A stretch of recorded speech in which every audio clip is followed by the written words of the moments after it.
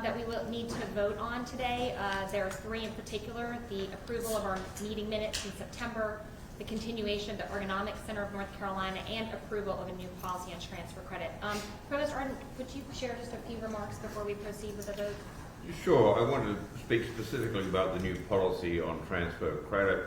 The new policy is required to comply with the UNC System Office policy on fostering undergraduate students' transfer success.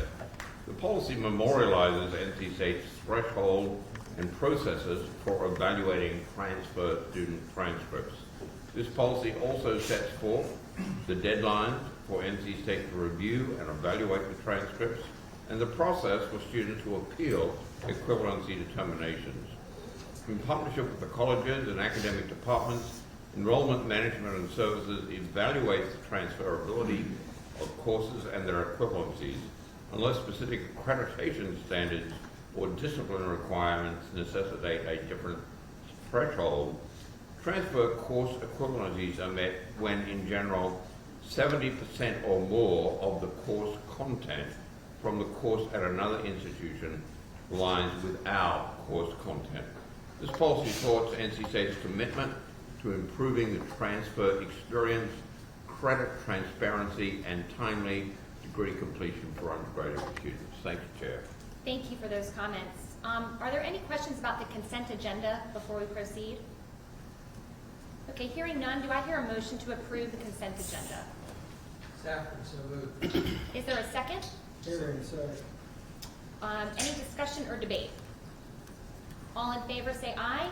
Aye. Are there any opposed or abstaining? Hearing none, motion carries. Thank you. Okay, at this time, I would like to recognize Chancellor Howell to discuss campus-initiated tuition increases, including premium tuition requests, student fees, housing, and dining rates. After hearing the set of recommendations from Chancellor Howell, the committee will vote separately on each of these recommendations. So, Chancellor Howell, I'll hand it over to you. Thank you, Madam Chair, and to the members of the board. In accordance with the University of North Carolina Board of Governors policy and NC State tuition and fee adjustment process, a tuition review advisory committee and a fee review committee were appointed. The tuition review committee, chaired by Executive Vice Chancellor and Provost Dr. Arden, and the student body president, Isaac Carreño, was the co-chair of this committee. The fee review committee was co-chaired by the Vice Chancellor and Dean for the Division of Academic and Student Affairs, Dr. Scott, as well as Student Senate President Nala Den. Members of both committees included representations from our students, faculty, and staff. The UNC System Office 2627 campus-initiated tuition and fee adjustment instructions stated that a 3% tuition increase is allowed for resident undergraduate students and market-driven tuition increases are allowed for resident graduate students and all non-resident students. This is the first time in 9 years that a tuition increase for resident undergraduate students has been allowed. The tuition review committee approved the following campus-initiated tuition increase recommendations for 26 to 27. It's a 3% increase, $196 for the incoming class only for undergraduate residents. A 3% increase, $945 for undergraduate non-residents, and a 3% increase of $307 for graduate residents. A 3% increase of $946 for graduate non-residents. Tuition and fees go directly back into the NC State educational experience. These increases will allow us to continue to recruit and retain talented faculty and better support our graduate students. It remains one of our primary goals as an institution to remain affordable and accessible, especially for our in-state students. This summer, just as a reminder, the Princeton Review recognized us, NC State, for our strong return on investment in career-ready graduates, naming us to the top 10 best value public university in the nation. And we intend to stay in that top 10. In terms of the premium tuitions that were recommended, as the chair suggested, these tuition revenues stay within the program to support programmatic needs. Premium tuition recommendations for 26 and 27 include the following program: Master of Wide Bandgap Semiconductors, Master of Agricultural Business Management, Master of Science, Global One Health, and Master of Science in Cybersecurity. Madam Chair, this material has already been provided in your materials, and I'll be glad to answer any questions, as well as our Provost, Dr. Warwick Arden, or our Student Body President, or any of the members that's been on this committee. Thank you for that report. Are there any questions for Chancellor Howell? Okay.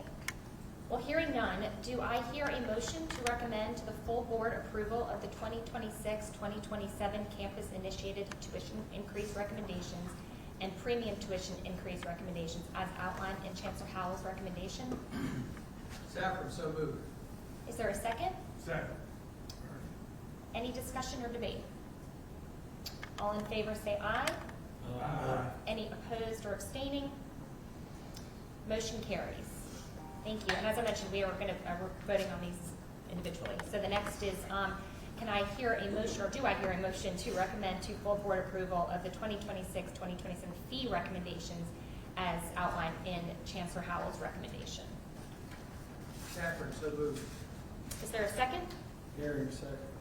Any discussion or debate? All in favor say aye. Aye. Any opposed or abstaining? Great, motion carries. And then lastly, do I hear a motion to recommend to full board approval of the 2026-2027 student housing and dining rate requests? Safford, so moved. Is there a second? Herring, second. Any discussion or debate? All in favor say aye. Aye. Any opposed or abstaining? Great, motion carries. Thank you all very much. I appreciate that, and I appreciate the work of the committee that went into all of the discussions prior to today. Yes. Just one other initiative, the fees that we have.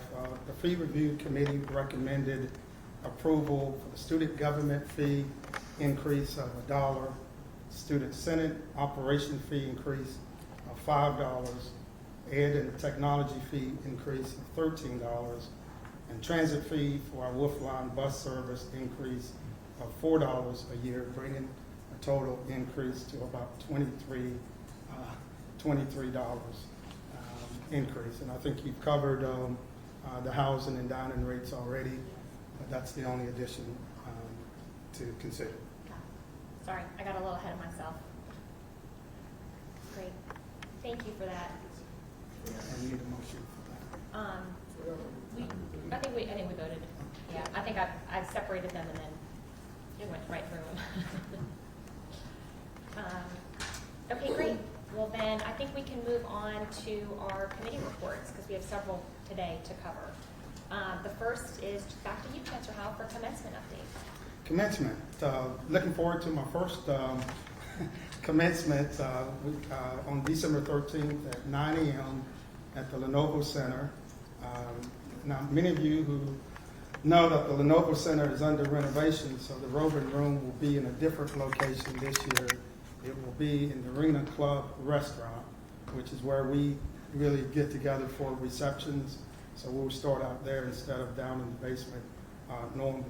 But I'm pleased to share with all of you today that we have one of our own that will be our graduation speaker and former chair of the board, Stan Kelly, from Winston-Salem. For those of you who are not familiar with Stan, he's the former CEO and president of Piedmont Triangle Partnership, graduated from NC State, with a bachelor's in business management in 1980, and also held multiple roles at Wachovia Wells Fargo Corporation over the course of his 34-year career in management and senior level positions.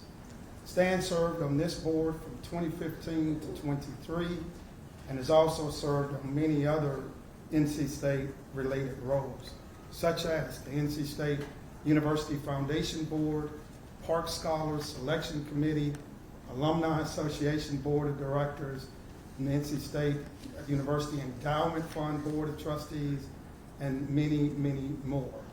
I'm also happy to announce the student speaker will be Urwa Rashid, is an undergraduate student studying psychology in the College of Humanities and Social Sciences, minoring in English and Biological Science. She will be graduating in December at the age of 19. She actually graduated high school early and started college at the age of 14, which is highly impressive. And so we're looking forward to graduation again on December 13th. We'll send out another notice to inform people on where to be and the reception that we'll have probably right before the Kansas game instead of that nightly reception that we have. Let me also, Madam Chair, if I may, many of you are familiar with what happened yesterday with one of our faculty members. It was a terrific loss to the Academy. I know the Provost probably will mention something, but I ask you to keep her and her family in your thoughts and prayers. What happened? It was an accident where one of our faculty members was killed over near Cameron yesterday, I think. So. Thank you, Chancellor Howell. Provost Arden, would you be willing to give us an update at this time? Sure, thank you, Jake Gazelle. First is the Academic Program Review Summary Report. So the UNC System Office Policy 400.1 on academic program planning was adopted in May of 2024 and requires each constituent institution to develop an institutional policy for academic program review. This board approved our policy in November of 24. UNC System Policy requires each institution to review their academic programs at least once every 7 years to ensure the maintenance of sound, balanced educational program that's consistent with the functions and mission of the institution. Summary reports of all academic program reviews shall be reviewed by the Board of Trustees and then submitted annually to the President. All 11 academic programs in the Wilson College of Textiles, including both undergraduate and graduate programs, were the first to be reviewed this fall. In your materials is the draft summary report for the academic programs within the Wilson College of Textiles, which will be submitted to President Harms. The report revealed a sound and balanced portfolio of mission-aligned academic programs marked by divergent enrollment trends, consistently strong student outcomes, high faculty productivity, and a foundational role in North Carolina's economy. Thank you, Chair Johnson. Thank you, and hopefully everybody did have a chance to go through the report. It was really interesting, and I'm looking forward to as subsequent colleges get the same review. That information is just really helpful. The next item I want to mention to you, I use this report every year. Very briefly, this outlines the last 10 years of faculty retention attempts by my office. You will note that overall, over the last 10 years, we've mounted 332 successful retentions and only 20 unsuccessful retentions. This involves $6.4 million in salary and benefits. The overall success rate is therefore 94%, with responsive counteroffers at 84% and preemptive at 99%. And just to clarify the definitions, responsive counteroffers are when somebody's already been out interviewed, they've been made an offer, have an offer in hand. Preemptive are when we hear that somebody is interested in leaving or they're being heavily recruited, but they haven't yet visited or certainly don't yet have an offer in hand. So the success rate of preemptive offers is, as you would expect, to be significantly more than responsive offers. Please note that in the last 10 years, we've only had 3 unsuccessful preemptive retentions. So this is a very, very good retention rate. A lot of hard work has gone into this by a lot of people. You should be very, very pleased with these numbers. Any questions or comments about faculty retention? We know this is an incredibly important part of our ability to carry out our mission here at NC State, and appreciate everything Provost Arden, you and your entire team do to help make sure that we keep top talent here at the university. Thank you, Judge. All right. If there are no other questions for Provost Arden, we are going to proceed with our Faculty Senate report, and I'm very excited to recognize Dr. Robinson. There he is. I was like, I swear I thought I saw him earlier. I'll go from here, I guess. That's great. Thank you. Yes, likewise. Thank you. Good afternoon, everyone. Thank you for having me. You have my written report, so I will confine myself to brief remarks in my role as chair of faculty. 2 weeks ago was a great and historic day for NC State University. We installed Chancellor Howell as our 15th chancellor, followed 2 days later by an amazing football game. I was deeply honored to have been a small part of the installation and to be able to represent the faculty there. Subsequently, I have heard one comment and 2 questions from many of my faculty colleagues. Comment: what a great poem. And indeed, that was an amazing poem for Professor Day, and it's available online if you want to read it again. Questions. Question 1, is the mace heavy? Question 2, did Senator Berger bring his checkbook? The answers are not very, and sadly, no. But seriously, faculty were heartened to hear some of the most influential people in our state, including Senator Berger, express their appreciation for what NC State is and does, as well as their high regard for Chancellor Howell. We understand that this appreciation derives from the quality of our research and our extension activities, and above all, the superb education we offer students. Through the efforts of Vice Provost Hunt and others, we are providing a great NC State education to more and more students. And I might add, and even with the 3% increase, a very affordable price. And our students are wonderful. I teach a first-year class, so I can tell you from direct experience that the poor reputation of Gen Z, as they're known, simply does not apply to NC State students.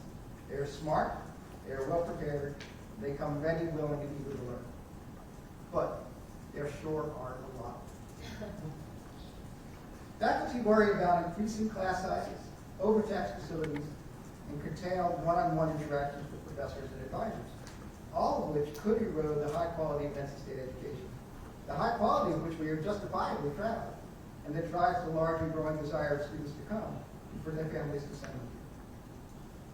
Of course, I recognize that you, the trustees, do not set our budget, and I am confident, very confident, that you advocate for the university at each and every opportunity. But what I hear from faculty is that they are very eager to pitch in to speak up for NC State in whatever forum are appropriate, but especially members of the General Assembly. Many of our faculty already have experience visiting congressional offices during their professional societies' Washington days and likewise. We appreciate that some training would be required, and there are surely a few of my colleagues who would not want to bring in contact with us. But we stand in general, faculty stand ready to help. We hope that we acknowledge taking advantage of it. Aside from the budget and the now thankfully ended federal government shutdown, which was starting to impact our research, faculty are watching the search for our new provost. As the chief academic officer of the university, the provost is the member of the upper administration most relevant to a typical professor, who reports to a department head, who reports to a dean, who then reports to the provost. The listening sessions conducted by Parker Executive Search have been well attended and surely helped to inform the search process. I expect, and the Senate will encourage, active faculty participation in interviews with finalists for Zoom and spring. As you know, your board is ably represented on the search committee by Mr. Humphrey and Ms. Johnson. Candidates for this position will be looking to the board for assurance that they will have strong support. In the current somewhat fraught environment in higher education, this could be a determining factor. That support could be a determining factor in recruiting a great provost. All that said, given our recent track record of outstanding senior hires, I am confident we will do as well on this one. So thank you for listening, and go back. Thank you, Dr. Robinson. Any questions for Dr. Robinson? All right, thank you so much. Next, I am going to ask Chair McKenzie to provide the Staff Senate report.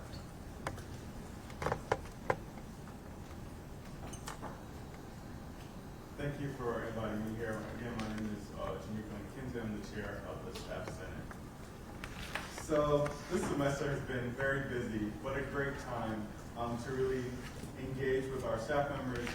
It's a really great time and start moment, not only because we have a brand new chancellor, but also because it's the 30th anniversary of our Staff Senate, where we've been continuing to support and uplift the experiences of more than 7,000 staff members on campus. As I talked about in the larger trustees report this summer, earlier this semester, in July we set our priorities for the year, and some of those included strengthening hiring processes, clear opportunities for advancement for staff members, expanding learning pathways, and also supporting employee wellness. One thing that we definitely have currently and are excited about is our open communication and connections that we have with all the parts of our university shared governance, our administrators, faculty senate, our student government as well. So we are excited to continue those partnerships as we continue forward. Throughout this semester, we've also had the opportunity to really provide service and support for members of our WOPAC community. That's really a point of pride for us. So we've created opportunities to engage with our fall blood drives, the blood bowl. Staff Senate is also spearheading a Toys for Tots campaign for the holiday season. And we're also engaged in supporting the Feed the Pack Pantry, the Pantry Bowl, so that we can win against that other school down the street again. As we continue to build, we will continue to build strong partnerships across campus. And one of the opportunities that we had earlier this semester was being a part of the installation week. Helping plan that moment was really impactful, and folks really enjoyed engaging with the chancellor and everyone that was a part of that experience. We also, during the week on the Monday, Chancellor Howell started his week with us in Staff Senate, where we had about 80 staff members from across campus. And the way the event was set up was kind of like a speed dating, but not that. So he visited different tables that had about 10 staff members at each table. And we were supposed to stay for about 5 to 6 minutes each. We spent a little bit longer time because the conversations were so rich. So creating that opportunity for everyday staff members to engage with our chancellor and how open and engaging he was with them was something that I'm still hearing about from staff members across campus. So I look forward to continued opportunities to allow and engage with our staff members and really let them see what our university is about and all the people that help to run it. So looking ahead, we're excited to continue to work with everyone, thinking about ways that we can support addressing concerns, thinking about our fiscal uncertainties that may exist, and then continuing to encourage stronger connections across campus. And then the last thing I want to say is that I want to emphasize one simple truth, that when staff thrive, our faculty thrive, and when our faculty thrive, our students thrive. Our contributions are wide and varied from across campus, in the classrooms, in research, in student support, in campus operations, and the community outreach all across the state of North Carolina. So thank you again, and that's my report. Thank you, and I'll put another plug for the Pantry Bowl. So we have until, is it till the game day that we have to? Yep, until November 30th. Okay, great, thank you. Any questions for Chair McKenzie? All right, hearing none, I do want to make you all aware of additional meeting materials that pertaining to academic program notifications that were made available to you through board materials. If anybody has gone through it and has any questions, certainly want to make sure we address those before we go into a closed session. No? Okay, hearing none. Any other topics to bring to this meeting at this time? All All right, well, the committee does now need to convene in closed session, so Amy, would you please read the motion to go into closed session? Yes. We will need a motion to go into closed session to establish the material terms of an employment contract and to consider the qualifications, competence, performance, character, fitness, conditions of appointment, or conditions of initial employment of an employee or prospective employee. I move. Is there a second? Second. Any discussion or debate? All in favor say aye. Aye. Any opposed or abstaining? Okay, motion carries, so the meeting will now go into closed session.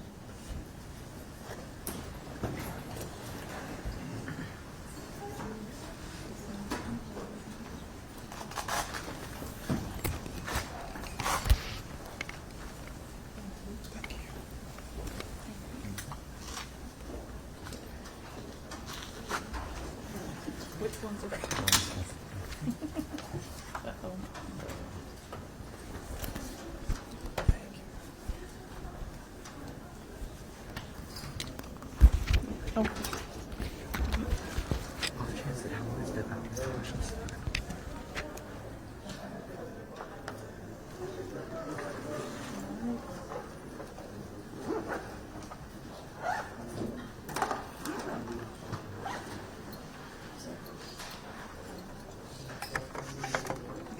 Yeah, just you can leave it on there.